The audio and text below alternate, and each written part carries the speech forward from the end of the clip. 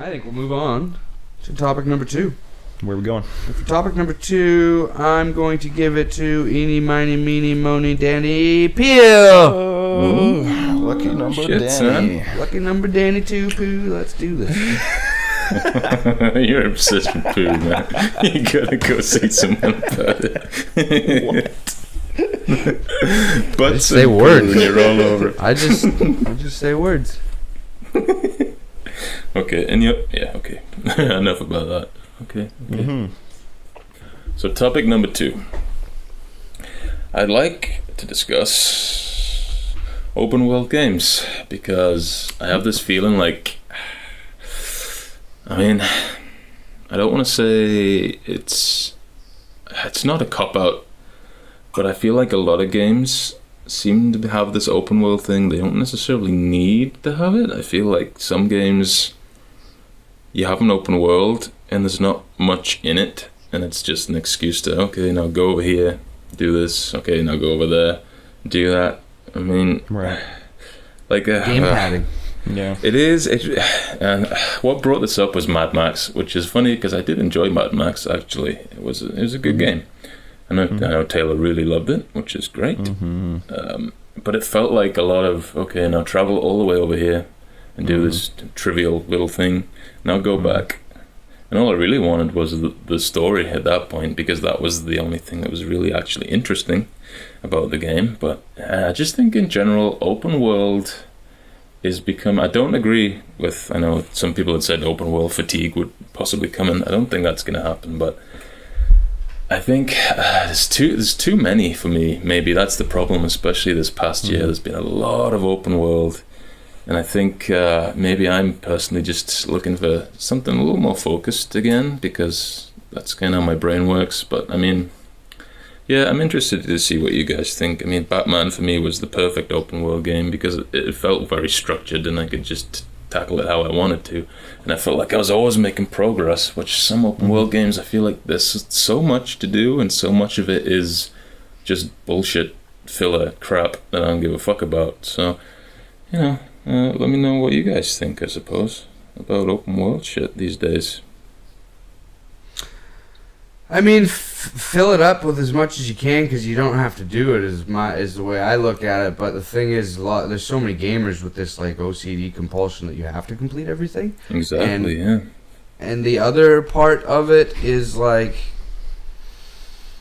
when you're beating games, you get like that sense of accomplishment or completion, right? And if you have to spend 200 and something hours to do it, to beat The Witcher 3 or something, you don't really get as much of an accomplished feeling, I suppose, as you do when you can just sit down and power through 3 games, 10 hours each.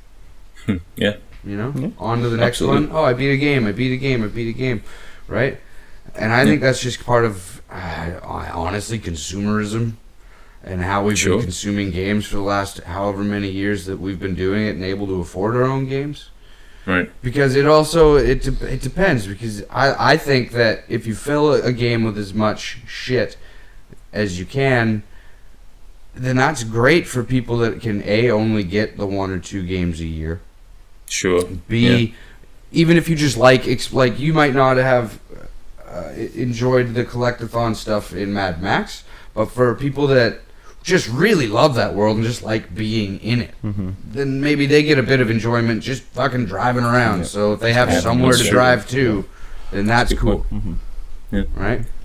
Absolutely. But then the other end of it, like Assassin's Creed, like Black Flag and shit like that, I don't want to go around. There's so much of that map that is not used in the game, and all there is, go to this giant island that we've modeled to get this floating fucking note so you can have another sea shanty. It's like, no, I don't. That's just dumb. Like, now you're just cutting content out, so I can't hear that sea shanty until I go get that stupid thing. It's going to take me 20 minutes, right? Right. But that's just me not liking that world or whatever. Not liking that world, just not wanting to spend that much time with it, right? Sure. That's just like with the sea shanties, it is something because like that's actually something you want in the game. You're like, I want to have all those sea shanties because one, I don't want them to just be singing the same 4 songs over and over again, and two, you want to hear them because they were really freaking cool. Yeah. So that kind of pisses me off because now I have to do this. I feel like I have to do this collectathon in order to get it's like upgrading my ship to a position that I feel like it's my ship now or whatever, right? So now I have to go and do this, like, just go from island to island to island to island, grabbing all these sea shanties, and that is annoying. Like, I get it when you put something in the game like that, like a collectathon where you just go around and you collect these random stupid things. I don't mind that when it's something that's just like pointless. Like maybe you get at the end of it, you get like a new sword that's right, or whatever. You get a new weapon that's a little bit stronger. But if it's like the sea, like where it's like music or something is out of the game now, or like missions are out of the game now until you do this collectathon, then that's not right. That's not cool. To me, I'd like to see it shift to. I hate getting or unlocking things just by collecting shit. I'd rather things be skill based. You know what I mean? Mm-hmm. You have to do this very specific thing that's not exactly the easiest thing to do, and once you get that, you get this cool sword or whatever, right? Like. So would you say you prefer like the Riddler trophy way of doing it, where each one is its own little puzzle? It's not sure, a puzzle thing, but I was thinking more like in a combat game, it'd be more like, if you kill 10 or successfully parry 10 enemies without getting hit once and then kill them all, and you unlock this, or like a system like that, or something that takes skill. Those are always the best ones to me. Yeah, you get rewarded by being better at the game. I think this whole game padding thing, a lot of it has to do with people are just fucking babies these days. They're not great. And if they can't beat a game or it's too hard or whatever, they get pissed off. Yeah. Right? And so I think a lot of that is inherently in developers' heads. They want people to stick with the game longer and not get frustrated. Yeah, and this is the easiest way for them to do that. And consider that. Like I feel like with the Riddler trophies especially, it frustrates me knowing that I have to get all of them in order to see the right ending. So I feel like it's like one of the reasons why I'm not like going so quickly through the game is because I know that I'm not going to see the original ending when I beat the game anyway. I'm going to have to actually collectathon for 250 or something Riddler trophies. Yeah, they went crazy on that in order to get the real ending to the game. What? That's too much. That's much. Game padding for sure. That is way too fucked up. But at the same time, they do put a lot of thought into those Riddler trophies. They're not just like thrown in there like Assassin's Creed does. Yeah. That's true. Well, I'm sure that the placement of the shanties and like their speed and but they're just like floating on top of a building or something. If they go down a little path and you have to chase them, they sure do. They have to put that, or like think about that path, like put in like the specific one that you can catch it, but you can't catch it that easily, kind of thing. So I still think it's pretty fucking easy though. They developed a whole map and they're like, hey, where's a path that we've already made? Right there, put a sea shanty there. Making the paths is part of that's it. Like somebody had to think about the map design. The person who fucking went in there and put those shanties didn't think about shit. They're like, there's a path. Okay, there's a path. There's a path. Yeah. He asked that dude how long it takes to run. Whereas the Riddler trophies, it's like, hey, we have a team of people. Let's sit down because we need to be as smart as the fucking Riddler. Yeah, you have to make some pretty ridiculous trophy riddles. Yeah. So. I don't know, but I would love that those Riddler trophies were in there if it didn't unlock something that's like a pinnacle thing in the game for it when I did it. Like if it was just there and you could do it if you wanted to do it, and if you don't, it's just fine. Here's the juxtaposition though, the devil's advocate. Didn't our old school RPGs do shit like that all the time? Like what do you mean? Like you'd have to go on fucking serious things and find shit. You mean like 3D RPGs like Banjo? Final Fantasy VII and stuff. Like to get the best weapons and stuff like that, you had to jump through some serious hoops without them even telling you anything, right? And we never bitched about that shit. That was always the coolest part. But it was never I think that proves your point. It was never. It was never huge, you know, like. For ultimate weapons, like in Final Fantasy IX, in order to get the ultimate weapon for that Sir whatever his name is, the night guy, you had to just get to the 4th disc in like, I don't know, under a certain amount of hours. Yeah. Which was hard to do because you had to like, you would essentially not be grinding at all to get to this point in order to get his fucking. And they don't even tell you that, though. No. Right? It's just all secrets. Yeah, that's. But they also put out those gamer magazines or whatever, the strategy guides, and like I think that some of that was also to sell strategy guides. Because you put a bunch of secrets in there, you don't tell anybody anything, and then it's like, oh, you could buy the strategy guide, and it'll tell you where all this stuff is, right? Yeah, that's true. But they would have done that anyway, because all the games are doing that. Lots of games are doing that. Yeah, you think so? Yeah. Before strategy guides were a thing, there was tons of. No. Strategy guides were always a thing since NES. Yeah, that's what I thought. Nintendo Power, man. Yeah, Nintendo Power. Yeah. So I feel like it was probably something to put in there as like it would be like cool. So Easter when somebody eggs finds it, they're like, wow, this is amazing. Like that was inherent in game design back in the day. Look at Zeldas and stuff. I don't think they ever made fucking Zelda strategy guides for the first one.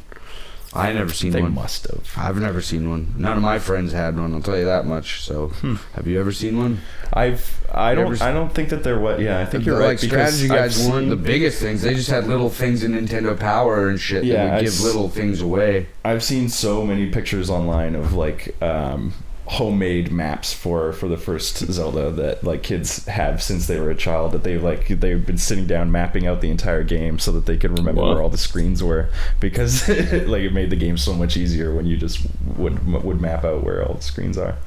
But I don't know. I think what you're do you think, Dan? Dan, I know nothing about Zelda, but yeah, I mean, that proved your earlier point about people will invest that time in the menial shit if it's a world they love, because I did all the Hitler, as you call them before, trophies. You got all them. In Batman, because that's my boy, right? So I just love being there, I loved having more to do, so yeah, that proved your point. But I think my original just thought was a lot of these open world games do pad a lot of shit in there, and I don't know, it feels like, I don't know, man, almost like not lazy way of making a game, because obviously you have to build it all and stuff. Yeah, that's got to be. I don't know, you just have this big world, and then a lot of it is useless, and it's just like having it for the sake of having it, and just, I don't know, I don't know.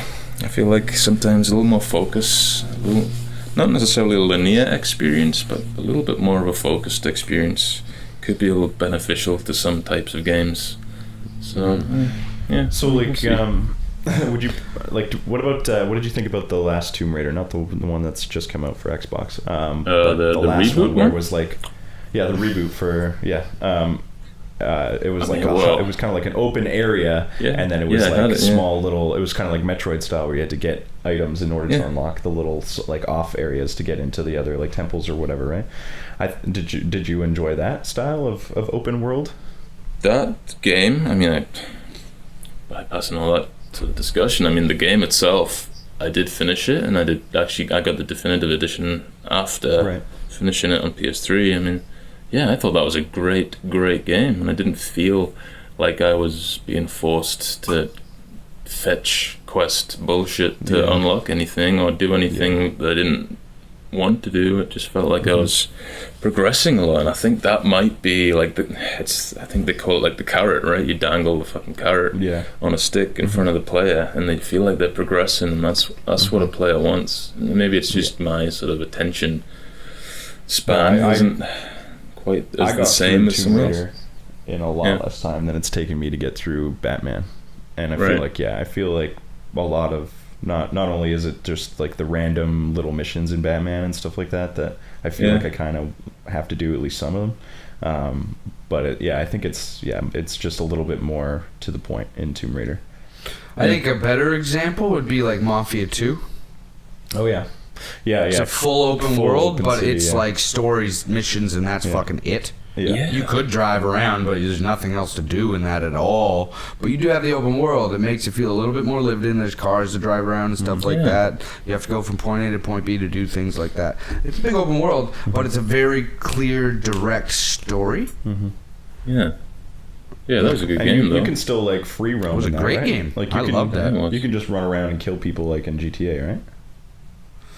Yeah. Or does it stop you when you kill? No, you civilians? can. Yeah, but can? cops will come at you immediately yeah. in that Yeah, game yeah. and Okay. fuck you. Yeah. Yeah, no, I like that idea. That's cool. I mean, I like that more than like the way that they did LA Noire, where it's like a big city, but Fuck that game. you can only drive from point A to point B kind of thing, and if you don't, then the guy's just gonna get pissed off at you, like your passenger or whatever is just gonna yell at you the whole time, and then like you can only take your gun out in like certain situations, and like, yeah, that was like a huge open world that they restricted to a completely linear experience. That game was a fucking tech demo. Yeah, it was weird. It was weird. And where's that tech the now, physics right? and stuff. You couldn't even lose. I would deliberately pick the clues were lining up so it was clear as day that person's guilty, and I'm like, I'm gonna pick her. And just clearly point the finger at the wrong person and send them to jail. And the other cops are like, man, good job. You did that one. Really? Nice. Put that one away there. Good guy. Good job, babe. You want a promotion? Well, Fuck, man. What's the point if you can't lose? Yeah. Yeah, you should be able to become like a unemployed police officer who's just drinking in a wife beater, and then you Directing just go traffic. fuck your wife, and then you end up in jail. Yeah. nice. I mean, me, I do a handful of pills and shoot myself, but that's Oh, okay. Yeah, well, that's how you that's would end some it. pretty noir shit. Loin noir. Mm-hmm. Yeah, man. Yeah, that was a waste of open world, but Yeah, it was. Sure at the was. same time, whatever. I couldn't get on with that game. I hope Mafia 3 does that same thing where they're a big open world, but still more of a direct storyline, because that is a world that I really, really enjoy, but I don't want to explore it. I want it to be told to me like a good Mafia. You want to live in it, movie, right? You want to live Yeah. in the world. You don't necessarily Yeah. want to see every fucking inch of it Yep. Yeah. via stupid Yeah, fetch I don't quest think- bullshit. Yeah, especially for a game like Mafia, I don't think that it needs to have that sort of GTA aspect where you can just go and fuck around. I do enjoy the Fallout way that they're doing it, but I think they need a couple patches on Preston. They have repeatable missions, you know, Yeah. like so when fuck there is me. an end game and all you want to do is craft, and you're just like, I need to get somewhere. Preston will be like, hey, go. There's these ghouls attacking this settlement, and then you'll go over and you'll fucking do that one. Yeah. Thing is, I think they should have saved all those fetch quests to activate at the end of the fucking game. Yeah, That's what I think, but yeah. whatever. And Because like every time I go to my town now, Preston's like, here's 5 more missions of the exact same shit. You've already done 100 of them because I didn't know they were repeatable. I wish that he wouldn't just give them to you, Yeah. because it kind of annoys me. I don't want them in my. I haven't my seen pit boy. any ramifications or like of not doing it. repercussions of not doing them, Yeah. just failing them outright. I Right. just keep failing them. I was like, let those fuckers die. then. Yeah.